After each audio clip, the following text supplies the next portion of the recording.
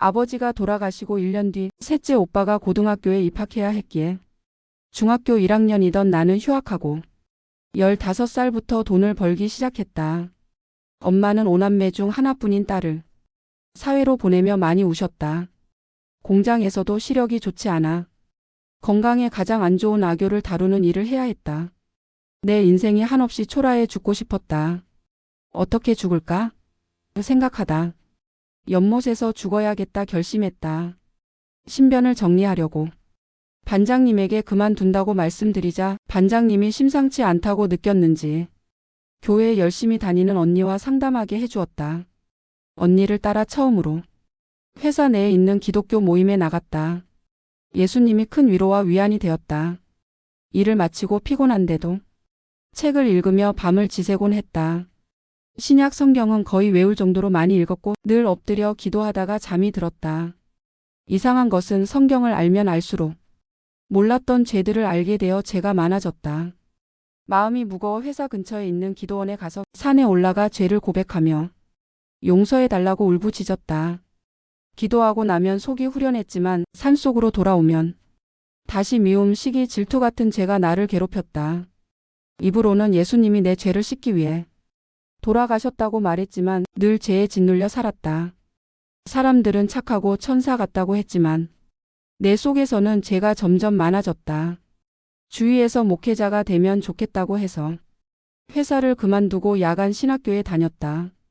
하루는 거리에서 전도하다가 한 아가씨를 만났다. 신앙생활에 열심인 것 같아 친구로 지내면 좋겠다는 생각으로 이야기를 나누었는데 나에게 죄가 있느냐고 물었다. 내가 죄 없는 사람이 어디 있냐고 하자 자신은 죄를 다 씻어서 죄가 없다고 했다. 나와 다른 신앙을 가지고 있어서 불편했지만 하루는 그가 다니는 교회에 찾아가 성도 한 분과 성경 이야기를 나누었다. 며칠 성경 이야기를 주고받은 어느 날 성경에서 이튿날 요한이 예수께서 자기에게 나아오심을 보고 가로되 보라 세상 죄를 지고 가는 하나님의 어린 양이로다. 요한복음 1장 29절을 보았다.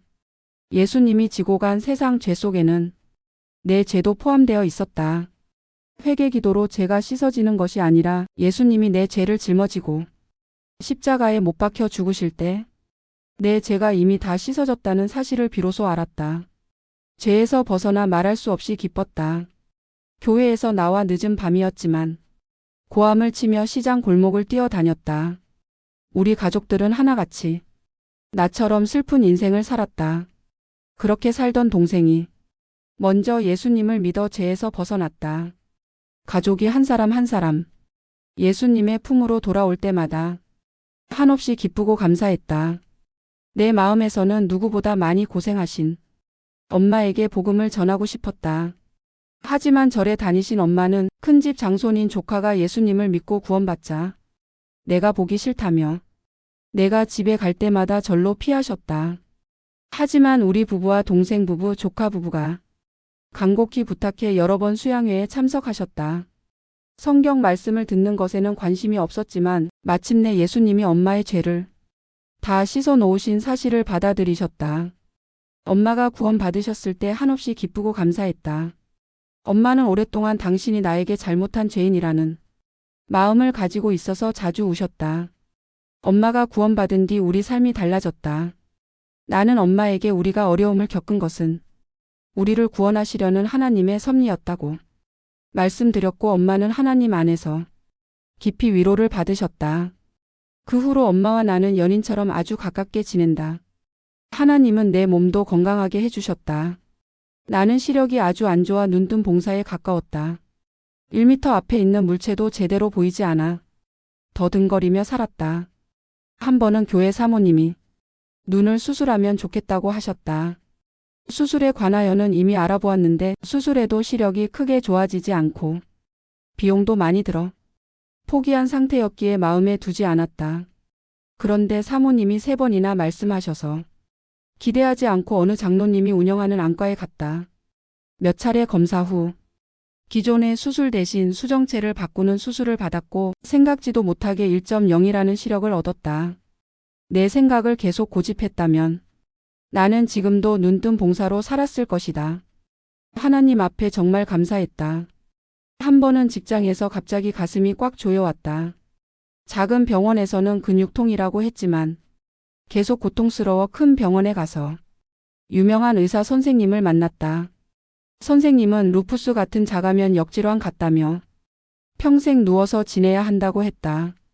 그런 병에 걸린 내가 안타까우셨는지 누워 있더라도 햇빛이 있는 곳에 있어야 우울증에 걸리지 않을 거라고 위로했다. 교회에 가서 내가 겪고 있는 문제를 이야기했다.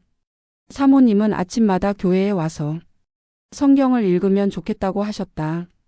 하루는 성경을 읽다가 시편 103편 3절에서 저가 내 모든 죄악을 사하시며 내 모든 병을 고치시며라는 말씀을 보았다. 내 죄를 씻어주신 하나님이 내 병도 낫게 해주시겠다는 마음이 들었다. 그 후로 몸이 완전히 달라졌다. 증세가 가끔 나타났지만 지금은 건강하게 지내고 있다. 눈에 보이는 것만 믿고 사는 데에 익숙한 나에게 하나님은 성경 말씀을 믿는 삶을 한 부분 한 부분 가르쳐 주셨다. 나는 배움이 짧고 사람을 대하는 것이 부담스러워 소심하게 살았다. 이런 내 마음을 아셨는지 한 번은 목사님이 검정고시를 보라고 하시더니 예배 시간에 한 자매님이 올해 중학교와 고등학교 과정을 마치고 대학에 갈 것입니다. 라고 공표하셨다. 당시 내 나이가 55세였다. 하지만 바로 책을 사서 공부를 시작했다. 그해 4월에 중학교 검정고시에 합격했고 8월에 고등학교 검정고시에 합격했다.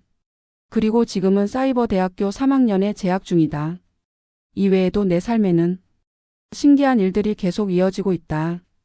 평생 사람들 앞에 서지 못할 것 같았고 더더욱 춤을 추거나 레크리에이션을 진행한다는 것은 상상도 못했다. 그런데 지금 실버대학에서 레크리에이션을 담당하고 있다.